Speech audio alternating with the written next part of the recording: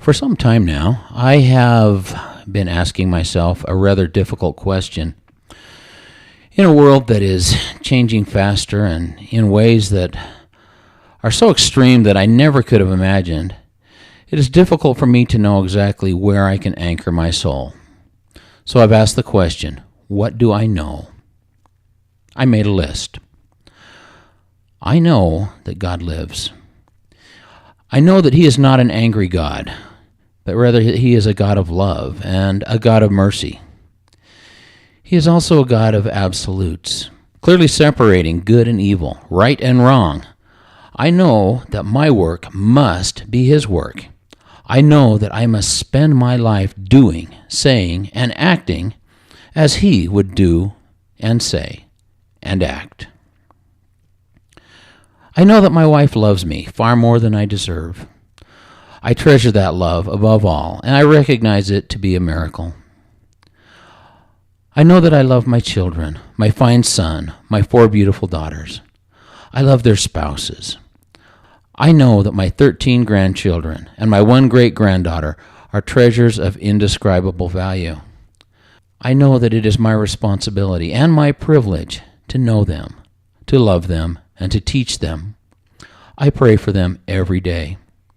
I know these prayers are heard. I know that it is my responsibility to love all people, even when I would spend my lifetime opposing the things they believe and the things they do. I know that the red stripes, the white stripes, the blue field, and the 50 stars cause my heart to swell and my throat to tighten with gratitude and patriotism. I know that the documents written by the founders of this nation, the Declaration of Independence, the Constitution, the Bill of Rights, were written by the influence and directed by the inspiration of the Almighty. I know that patriots throughout the ages have sacrificed everything because of a deep and abiding reverence for these ideals. I know that when governments, groups, and individuals turn away from these ideals, they soil the memory of these selfless men and women, and they offend God. I know that the governmental trend to ban everything from large sugary drinks to guns is in direct violation of the precepts of liberty and freedom. Ours is supposed to be a government of the people, for the people, and by the people. Yet, some would tell us that we are not intelligent enough, not responsible enough, and not trusted enough to choose for ourselves. I know that most laws that would ban anything are truly un-American. I know that we would be a stronger, safer, and more respected nation if we reestablished liberty and harshly punish those who abuse those liberties. I know that in every man there is a desire, a tendency, a propensity to do dark and evil deeds. For most, I suppose, it is a sexual desire that might lead one to break the trust of a spouse or participate in dark and unnatural practices. Others may struggle with alcohol or with drugs. Now, whether it's one of these or one of the limitless number of other weaknesses, every man faces his own demons. Christ called this the natural man. I know that in every man there is a light, and that light was placed there by Jesus Christ. That light is in direct opposition to the demons. I know that for every person who violates the trust of a spouse, there are many who are tempted and resist.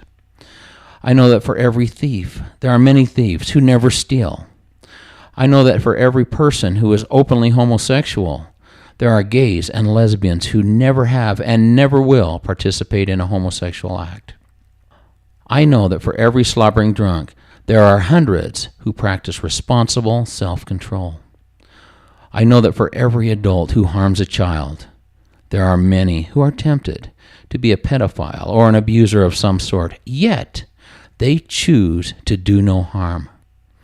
I know that the temptation is not a sin, nor is it a license. I know that giving in to these temptations is a path that has been chosen by the weakest of men. I know that following the light is an act of faith, an act of courage, and of heroism. I know that dococrats represent a real and ominous danger to this country. These are those who haunt the halls of our universities with a doctorate in this or a doctorate in that. These are the all-knowing professors who have never run a business, never made a payroll, never developed a product. These are those who measure their success by the size of the grant they receive so that they might study the mating habits of the common dinner roll or uncover the mystery of why tomatoes never smile. These are those who fill our editorial pages and my inbox with radically liberal thoughts and ideas that grow and flourish inside the granite towers and marbled halls that exist outside of the real world. I know that any law that is written to benefit a narrow segment of the population is discriminatory and evil. Such laws benefit a few and can only impact the rest of us by naming us as a defendant. These laws spring from the concept of political correctness, where no two groups are treated equally. In a society of we the people, any law that does not equally benefit all violates the liberty of the people and disregards the intent of the founding fathers. I know that every citizen must have the freedom to choose his values and live by those values. I know that one man's values may not align with those of another. I know that I will fight for every man's right to choose even when I disagree. Inside of our homes and our businesses, all free men must have the right to decide what is acceptable and what is not. This even includes ill-advised businesses that will not serve me unless I first surrender my Second Amendment right. I know that there are elements of the government that lust after ultimate dictatorial control. They seek to accomplish this in one of three ways. For those who don't have the courage to stand and don't have the integrity to do what they know is right, the government would make them dependent upon the government dole. Therefore, they will remain ultimately and utterly controllable. This group goes far beyond the food stamp crowd. It includes any individual or company that willingly accepts government funds which they have not earned. For those people who see the problem and keep their mouths shut, government would control them by keeping them comfortable enough to remain quiet until it is too late. Then those people will kneel forever. For those who, like patriots of old, are willing to stand and fight, they will criminalize you, disarm you, and attempt to set you at odds with the citizens of this country. I know that when a baby is aborted, a person, a human being, has been murdered. I know that this is a primary reason why our nation has rushed to turn from God. We desire the freedom to create life, often while in the very act of sin. We demand the freedom to destroy life for the sake of convenience and selfish irresponsibility. We destroy God to salve our guilt and justify our crime. History will look back at us as genocidal criminals. I know that compared to us, Mao, Hitler, and Stalin will be considered Boy Scouts.